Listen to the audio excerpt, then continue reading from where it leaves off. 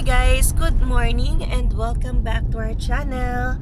So, since mahaba ang aming biyahe papunta ng Green Hills, ayan, naisipan ko nang gumawa ng vlog sa marami kasing nagtatanong about sa mga documents na sinabit namin nung nag-apply kami for PGWP or Post-Graduation Work Permit and yung SOWP or Spousal Open Work Permit Extension for Alwin and yung kay Zion na ayan, TRV or ano yan, Visitor Record Extension. So, if you're interested in this topic, please keep on watching.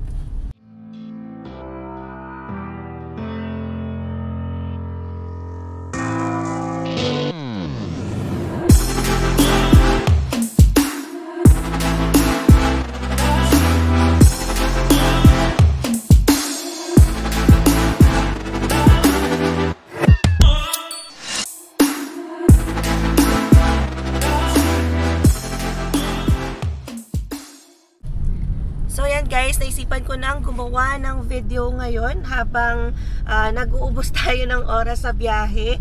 And para na rin sagutin yung maraming nagtatanong. Alam ko na maraming anxious sa pag-a-apply ng PGWP ngayon or Post-Graduation Work Permit. Kasi maraming graduate last, fall intake. So, pwede na sila mag-apply for PGWP. And yan, i-extend na kanilang mga spouses for open work permit.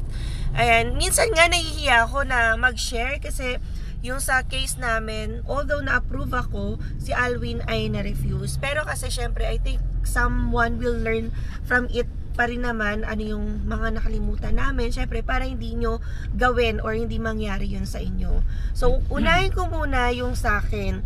Yung post-graduation work permit nga pala, syempre, ina-apply natin yon pagkatapos na ng klase. So, hindi technically kailangan antayin ang graduation day. Kasi, yung sa akin, although natapos ako ng co-op ng May, yan, ang graduation ko pa November. Pero nakapag-apply na kami ng, I think, June. Yan. So, kapag mag-a-apply na kayo ng PGWP, hindi naman kailangan antayin na yung graduation day. Kasi usually, yung mga schools, parang after some months pa nag-hold ng convocation day or graduation day. Like what happened to me, ayan, natapos ako ng May for my co-op, pero ang graduation pa namin ay November. So, di ba ilang buwan din yun na antayin mo. So, nag-apply ako ng PGWP ng June pa lang. Yan. Once na na-receive ko na yung official transcript from our school. So, ang ipe-prepare mo lang talaga is, ayan, a degree or diploma, which is makikita mo or makukuha mo yan graduation day, or, yan na, ibig sabihin hindi required yon, pwedeng official transcript na lang. And then, yun yung sinabit ko. Or, kung pwede mong maantay, yung completion letter. So, sa akin kasi, inuna ko muna yung official transcript kasi nga, nagwo-work na ako noon. Ayokong magkaroon ng gap or stop sa work. Yan, para lang sa pag-aantay sa yan, completion letter. Kasi sa amin, nauuna yung official transcript na mai-release kasi may portal lang din naman kami or pwede mong i-download yon, pwede mo ring i-request sa registrar nyo. Pero yung letter of completion kasi, nalilate siya ng about 2 weeks. Ayan, 2 weeks siya kasi nagkakaroon pa ng audit. Tinitingnan kasi kung bayad ka ba talaga sa tuition or may balance ka ba or i-close na ba talaga yung file mo. So, yan, 2 weeks pa na-receive yun. Kaya, ang naging diskarte ko, once na-receive ko na yung official transcript ko, doon ako nagpasa. Kasi, wineb-form ko na lang yung letter of completion. Ayan. So, yun yung isa sa mga requirements pag magpapasa ka ng PGWP application. Yung document coming from your school to prove yan nga, tapos ka na or may official transcript ka na. And then ito, pwede nyo ring i-prepare habang nag-aantay pa kayo ng official transcript or completion letter. Syempre, yung copy ng passport nyo. So, sa passport, although pwede yung bio page, pero kami kinukumpleto na namin, pati yung mga pages na may visa stamp kami or kung ano-anong stamp dyan. Hindi lang namin i-include yung mga blank pages para to save yung space kasi syempre limited lang yung MB or megabytes na pwede nyong i-upload per document na nire-require nila. And then i-prepare nyo na rin yung digital photo ninyo. Yan, para sa mga PGWP applicants to Sa akin kasi, nung nag-apply ako kay Alvin and then kay Zion, wala sa kanilang ni-require na digital photo. So, sa akin lang, yung may parang slot, yan, para ma-i-upload yung digital photo. And then, aside sa passport, syempre, in-upload ko rin yung student permit ko. Yan, scan copy ng student permit ko and yung co-op work permit. Yan, pinagdikit ko na sila in one file. Syempre, para ma-assist natin yung officer na magre-review under what document ba tayo or permit na nandito na nag-aral. So, para makita rin yung validity, anong school, or anong pang details na nakalagay dyan sa student permit natin. So, hindi lahat naman ng nag-aaral na international students ay may co-op. So, yung nagkataon lang sa akin, nagkaroon ako ng co-op work permit kasi nga may 4 weeks kaming practicum. And then ito naman, very important sa mga PGWP applicants na may SOWP. On my part, kailangan ko mag-attach ng Certificate of Employment or job offer, lalo na syempre kung i-apply ko nga yung extension ng dependents ko. Kasi during the time na nag-submit ako ng application, yun yung current requirement or current rule. So para ma-extend ko sila, kailangan may job offer ako. Pero nga, yung sa rule sa amin, kahit tier 0, 1, 2, 3, 4, 5, okay lang yun. Yan, basta meron kang job offer and then you can also attach yung mga pay stubs mo. So, sa akin kasi, kung nawawatch nyo din yung mga previous vlogs ko, nung nagkaroon kasi ako ng job offer, huli na after practicum, doon ako na-offeran ng boss ko. And then, yun, yung kung ano yung naibigay sa akin job offer, yun na yung in-upload ko. Pero, syempre, wala pa akong nai-attach doon na payslip. Kaya, wini-web form ko na lang din yun from time to time na, syempre, sa sweldo tayo. Although, ito yung sa akin, yung mistake ko kasi, sa account ko or sa profile ko, isang GC key lang naman kami. Sa profile ko lang ako nakapag-upload ng mga sumunod na pay stub. Yan, so, ibig sabihin pala dapat sa mag-asawa. So, one GC key, pero different profiles kami ni Alwin, ni Zion, tapos ako. So, kasi yung may ibang naguguluhan na, ba't magkakaiba kayo ng account? So, kasi kapag nag-apply ka for PGWP with dependents, hindi lang siya isang account. So, separate profiles din yung makikreate niyan. Separate work permit number or work permit application. And then kay Zion, may separate visa, visit visa application number din siya. So, yun para sa mga naguguluhan. Yung GCK ko lang naman yung ginamit ko and then they have their own profiles. So, sa profile ko lang ako nakapag-attach ng pay stub or pay slip. So, don't forget na lang para sa mga magpapasa pa lang or nakapagpasa na, yan, i-web form nyo yung pay stubs nyo, yan, sa lahat ng profile na na-create. Kung mag-asawa lang kayo or may dependents kayo, yan, i-web form nyo na rin yun. Yan, madali lang naman din mag-web form. Although maraming details na fill upan.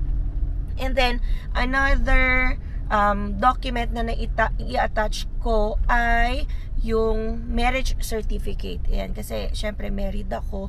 Kailangan ko i-prove yung relationship ko kasi nga ina-apply ko rin sila for extension.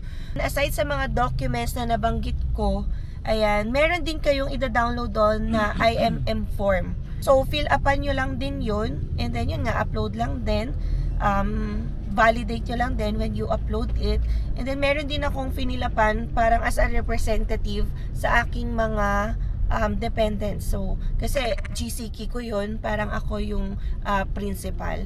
So, yun lang din naman ang naaalala ko na ipinasa ko under my PGWP application profile. So, for Alwin, same lang din naman yung requirement. Syempre, passport. Yan, bio page and all the visa stamps. And then, yung work permit niya. Ayan, kailangan syempre makita ano ba yung naging status niya dito sa Canada. And then, ano pa ba? Ito, although hindi required na magkaroon ng work ang asawa pag mag-extend siya, inilagay ko na rin kasi nga para mapakita na may trabaho din si Alvin. So, although not required yun. So, nilagay ko yung certificate of employment niya, and since nag-work na siya for some time, ayan, sinamahan ko na rin yun ng pay stubs. Yan. So, kung meron din na yung asawa nyo, why not? Kasi, mas maganda, mas i-provide nyo na ang details na kayang mag-support yan yung asawa nyo and kayo sa cost of living dito sa Canada. Yan. Kasi mas maganda, pareho ngang may employment. So, mas mabuboost yung possibility na ma-approve kayo ng sabay-sabay as a family. And then, yan, inattach ko rin doon sa same profile niya yung marriage certificate. So, hindi lang sa profile ko yung marriage certificate, nilagay ko rin yun sa kanya. And then, there are some IMM forms na lang din na fill upan ninyo. And then, yung kay Zayo naman, super konti lang ng documents na kailangan niya. Hindi rin naman to nag-aaral. So, extension lang talaga to ng visitor record. So, passport, and then yung permit niya, nung pagkapasok niya dito, or yun nga, TRV. And then, yan, wala nang kailangang picture. So, ano pa yung nilagay natin? Yan, wala ring study permit kasi hindi naman nag-aaral. And then, once maipasa na namin yon, naka-receive na kami after few hours or one day ng work permit extension. So, hindi yun yung approval, pero yun yung default na sinisend ng IRCC sa mga applicants to prove na pending na yung application mo and magiging valid or extended somehow ang work permit ninyo, yan, until a certain date. So, usually 6 months yun. Yung sa amin, until December 8, 2024 or until a decision has been made. Whichever comes first. Pero yun nga, medyo pangit yung pagkaka-phrase nung nung sentence na yon. Kaya maraming employers yung naguguluhan or naghihingi ng another document kapag nag-pass due na yung date na yon. Kasi technically, whichever comes first, kung dumating na yung date na yon, 'di ba? So sasabihin nila hindi na valid yung permit mo. Pero meron doon sa website ng IRCC sinasabi na even if nag-pass na yung date, as long as decision has not been made, ay valid pa rin yung work permit mo. So ang tawag sa atin doon during the period of time na yon ay naka-implied status tayo or maintained status. So, ibig sabihin, maintain lang yung previous status mo, valid pa yon hanggang magkaroon ng desisyon. So, yun lang naman ang ginawa namin for PGWP. So, sa akin and kay Zion, it took us 6 months. Yan, 6 months bago sila magkaroon ng desisyon. And then kay Alvin din, yun nga lang sa kanya refusal. And sa mga ibang videos namin naman na i-discuss yung nangyari. And then I think pwede rin kaming gumawa ng video pa ng mas detailed about sa reason for refusal, paano namin sinubmit yung motion for reconsideration and then restoration. Yan, para din makatulong sa magdadaan sa ganung phase. Kasi I think marami din ang nare-refuse lately. So, I hope guys, nakatulong itong video na ito sa inyo. So, kung meron pa kayong questions and recommendations or suggestions na kung ano yung pwede namin pang ma-share sa inyo based sa aming experience, ayan, pwede nyong i-comment yan para magawa natin ng video. So, anyway, andito na kami sa NLEX. Ayan, and 37 minutes away sa Grillos.